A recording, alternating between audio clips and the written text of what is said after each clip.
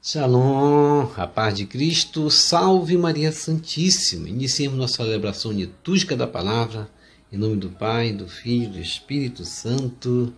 Amém. Primeira leitura. Leitura dos Atos dos Apóstolos, capítulo 15, versículo de 1 a 2, ponto 22 a 29.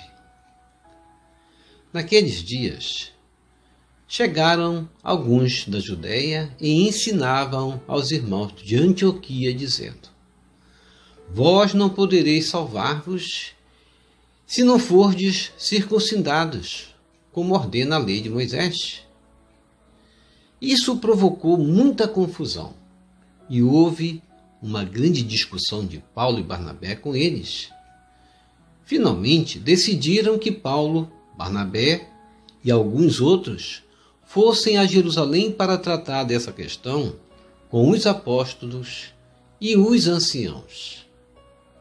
Então, os apóstolos e os anciãos, de acordo com toda a comunidade de Jerusalém, resolveram escolher alguns da comunidade para mandá-los a Antioquia com Paulo e Barnabé.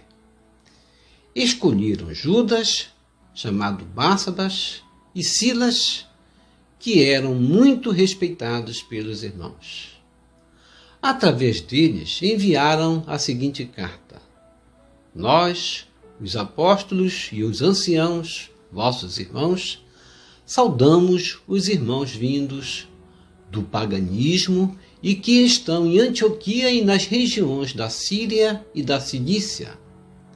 Ficamos sabendo que alguns dos nossos causaram perturbações com palavras que transtornaram vosso espírito. Eles não foram enviados por nós. Então decidimos, de comum acordo, escolher alguns representantes e mandá-los até vós, junto com nossos queridos irmãos Barnabé e Paulo, homens que arriscaram suas vidas pelo nome de nosso Senhor Jesus Cristo. Por isso, estamos enviando Judas e Silas, que pessoalmente vos transmitirão a mesma mensagem. Porque decidimos, o Espírito Santo e nós, não vos impor nenhum fardo além destas coisas indispensáveis: abster-se de carnes sacrificadas aos ídolos, do sangue e das carnes de animais sufocados e das uniões ilegítimas. Vós fareis bem se evitardes essas coisas. Saudações. Palavra do Senhor, graças a Deus.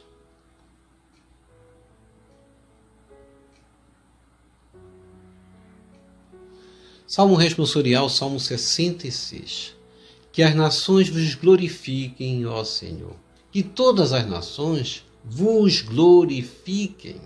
Reze comigo. Que as nações vos glorifiquem, ó Senhor. Que todas as nações vos glorifiquem. Que Deus nos dê a sua graça e sua bênção, e sua face resplandeça sobre nós.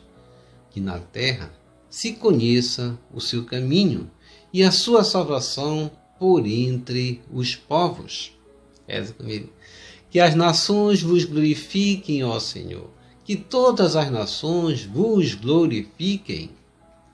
Exulte de alegria a terra inteira, pois julgais o universo com justiça. Os povos governais com retidão e guiais em toda a terra as nações. Reze comigo.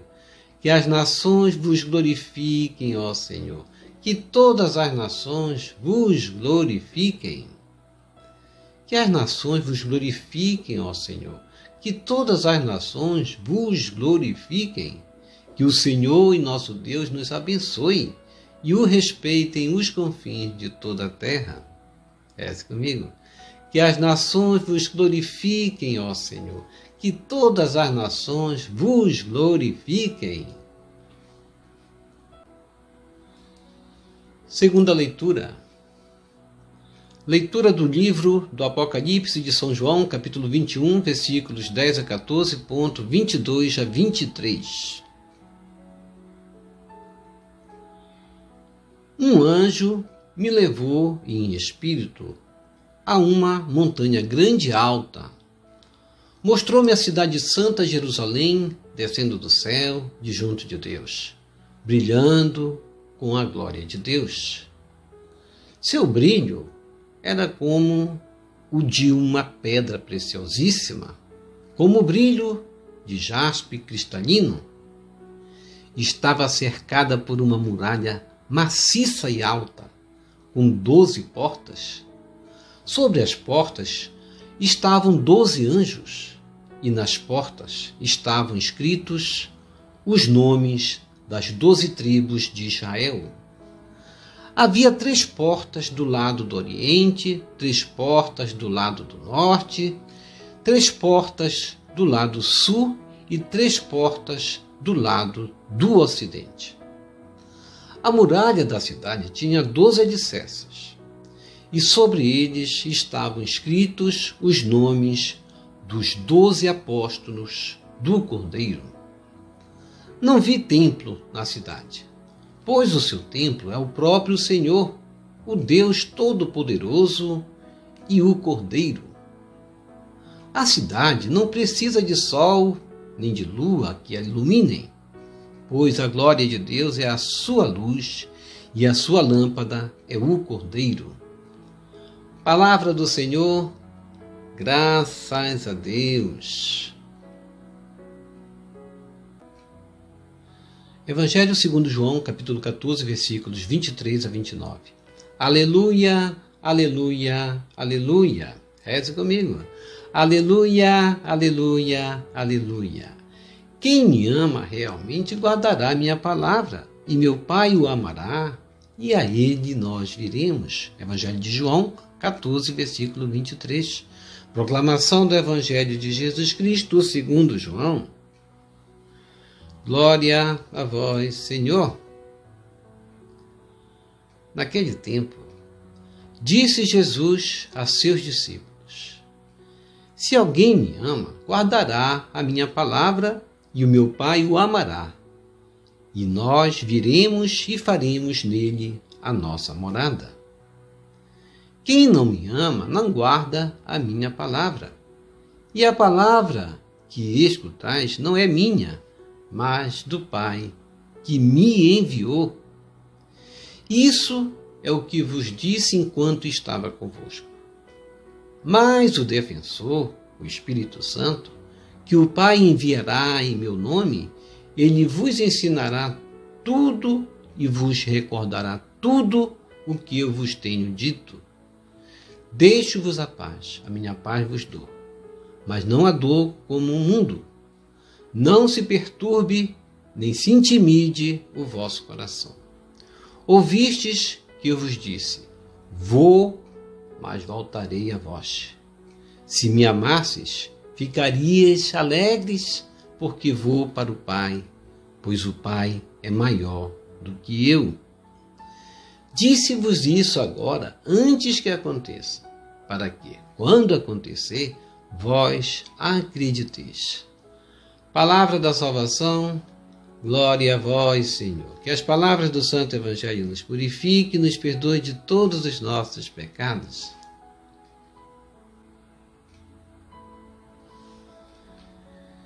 Reflexão. Estamos aqui reunidos hoje para celebrar com júbilo o Cristo ressuscitado presente em nosso meio, momento que devemos abrir o nosso coração para acolher a voz do Espírito, que nos convida hoje a guardarmos a palavra de Jesus e fazermos brilhar no mundo o reino do amor e da paz, dons do Pai. Glorifiquemos o Senhor hoje, que nos prometeu o constante auxílio do nosso defensor, o Espírito Santo.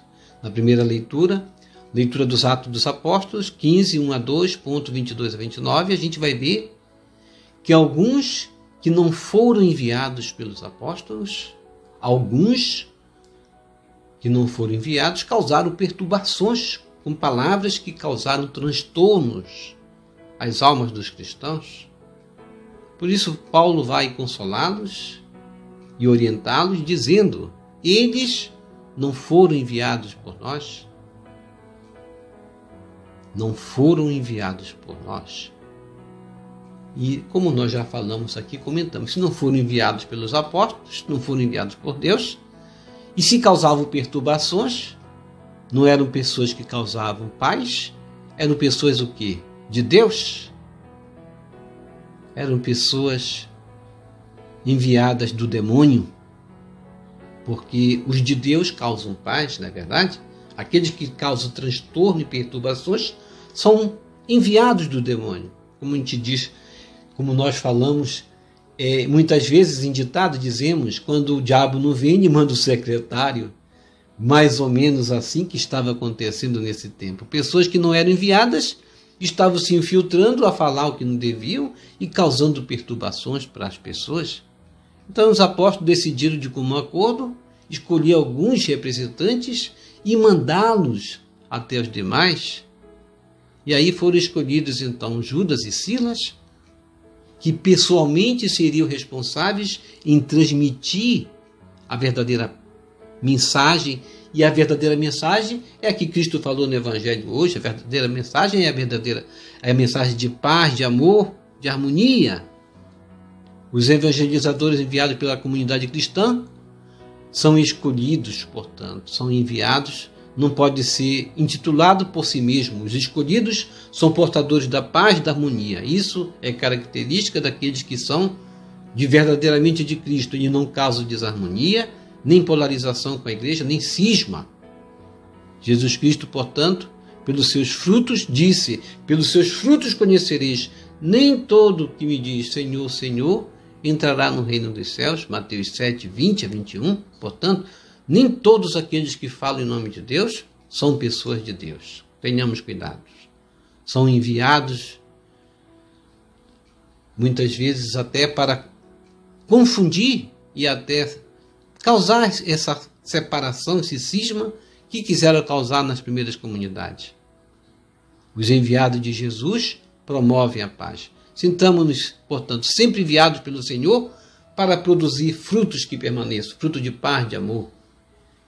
Escolheram Judas, chamado Bársabas, e Silas, que eram muito respeitados pelos irmãos. Os verdadeiros enviados são homens que arriscam suas vidas em amor por Deus e ao próximo. Arriscam suas vidas para promover a paz, para denunciar as injustiças, para denunciar muitas vezes situações que muitas vezes comovem quando se trata de injustiças contra os pobres e necessitados. Quão importante que tenhamos esse espírito no nosso meio. Espírito que causa a unidade e não espírito que causa desarmonia.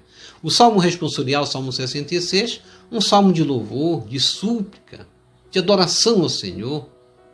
E esse salmo convoca as nações do mundo inteiro a louvarem a Deus, juntamente com Israel, em honra a seu Criador. Que as nações vos glorifiquem, ó Senhor. Que todas as nações vos glorifiquem, nós cantamos, nós bendizemos a esse Deus. E na segunda leitura do livro do Apocalipse de São João, capítulo 21, versículos 10 a 14.23, 22 a 23, vai apresentar um momento contemplativo de João, em que o anjo lhe mostrará em espírito a cidade santa Jerusalém descendo do céu, de junto de Deus, brilhando com a glória de Deus. Seu brilho era como de uma pedra preciosíssima, diz a palavra, como o brilho de jaspe cristalino. A Jerusalém aqui relatada é a cidade messiânica, Jerusalém messiânica, uma vez que as nações pagãs ainda precisam se converter ao Deus verdadeiro, mas ela, Jerusalém celeste, espera justamente por essa conversão, para que ela também possa manifestar a sua glória, a glória eterna, a esses que também seriam evangelizados, os pagãos. Os traços desta descrição são tirados sobretudo do livro de Ezequiel, capítulo dos capítulos 40 a 48, onde descreve exatamente como a cidade cercada, justamente como relata aqui na leitura, uma cidade cercada por uma muralha maciça e alta, com 12 portas. Sobre as portas estavam 12 anjos, referente às 12 tribos de Israel.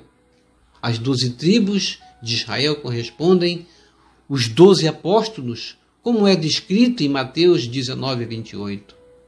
Todos os números múltiplos de 12 na Bíblia, assim como nessa descrição, exprimem a mesma ideia de perfeição.